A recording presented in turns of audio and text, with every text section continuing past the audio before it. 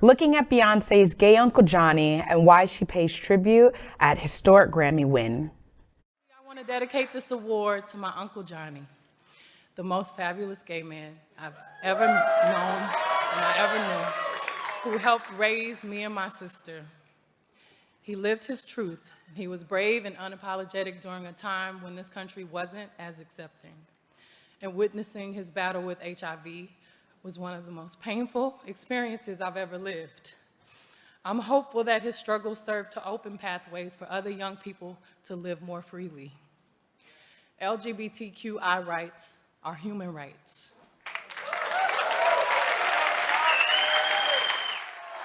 I just want to say to you, Jay, that I'm so proud of you for making incredible strides towards changing stigmas in the hip-hop community. It's a privilege to watch you take those steps and to stand right next to you. I love you, and we're super grateful and honored. Thank y'all.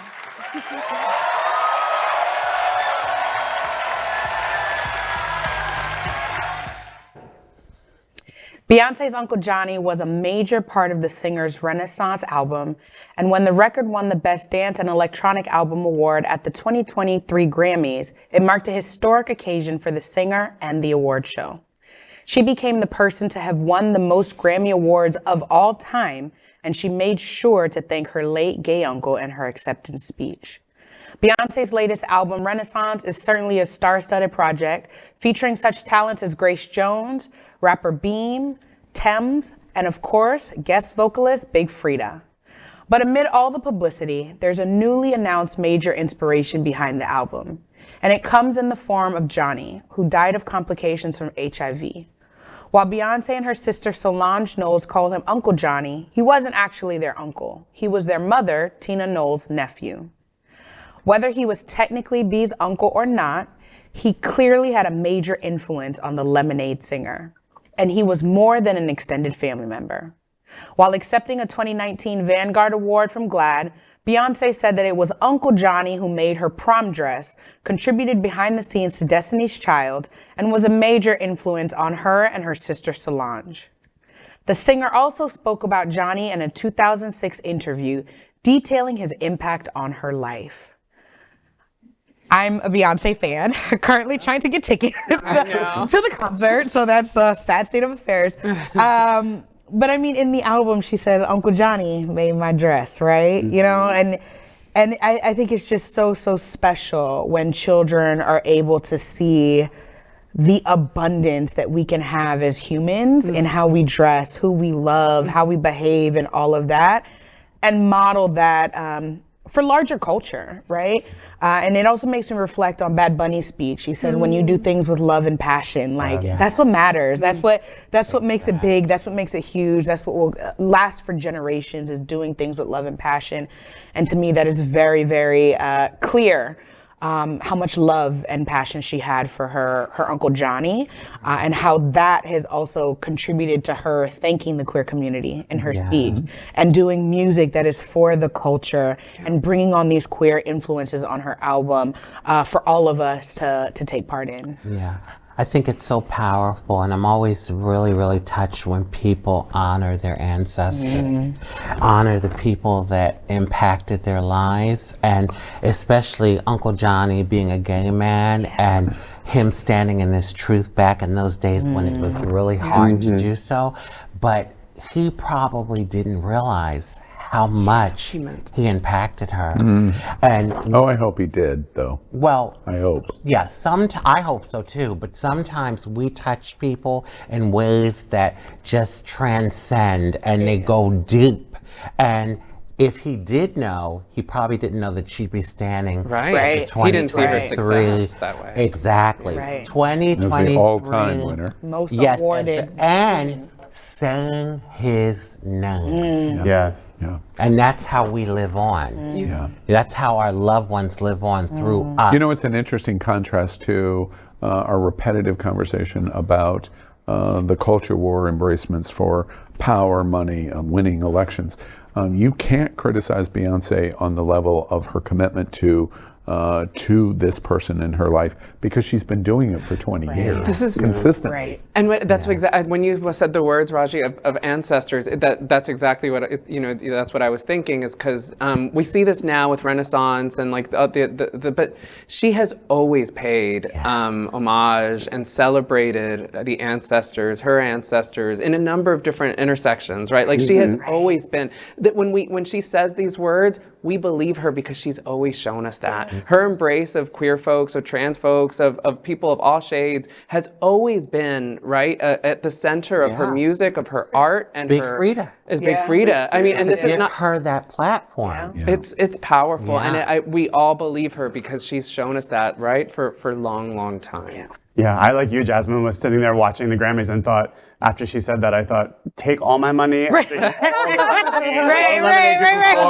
pay whatever it is, because I have to support this woman because she supports our community and putting herself front at center of the queer community by saying it at the Grammys.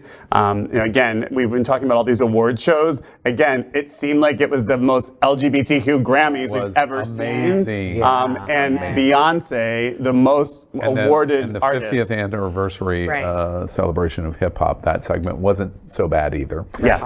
If I could disagree with both of you, however, mine is respect. It is not love. I am a boomer generational gay, which means the queen is Madonna. It's not Beyonce. So my observation is just slightly different, which is respect for Beyonce. I'm melancholy, to be honest with you, today about Beyonce. I watched that, and I agree with you. It was not only was the show unbelievably incredible for an award show, especially. But for our community, it was just unbelievable, the embracement and love in the room when we're watching what we're watching in these tiny state houses around the country. And then we're watching what's happening there at the Grammys. Beyonce's speech, I said last night, we did full reporting last night at Queer News Tonight on the Grammys, basically saying, oh my gosh, this was so gay, in a very positive way. And I made the note that I said, in the 21st century, if we collect 20 sound bites on LGBTQ community, a very good argument could be made that Beyonce's award will be one of the 20 verbal moments of the queer community, because he basically says, without saying her name, my goodness, this is historic. The entire room instantly knew Beyonce's done it. She's won the most, it may never be touched. There's a possibility, like Brady in Super Bowl wins, that this could never be touched. The entire room begins to break out in applause at that moment. And she realizes, wait, I've done this. She's only 41 years old, first off. And when she comes up, my point last night in the news was, wait, she didn't talk about the record label. She didn't talk about business. She didn't talk about money. She didn't talk about songs. She talked about family. My family, my family, my family. And let me talk about my uncle for a moment and remind everybody about Johnny. So all she's done is talk about family in the most important moment in Grammy history. And then says, and I would like to thank the queer community for all of their support, and they invented this category. The respect to our community is beyond. And I said that. Here's the history of this moment. You were in the 21st century. Here's one of the 20 sound bites of LGBT of the 21st century. Today, I am creamed in many circles. And the reason I'm creamed in many circles, I have to criticize our community, because she went to Dubai and opened that hotel and got paid $24 million. And because Dubai is Dubai, based on LGBT, et cetera, and so on, she doesn't support the LGBTQ community and got creamed today. And she's getting creamed. There are major LGBT publications that are just smashing her today. After the speech? Yes. Wow. What are they saying? What are they insinuating? It's absolutely, she shouldn't have gone to Dubai, and they come back to it. Well, first off, in fact, I'm not even going to get into analyzing that.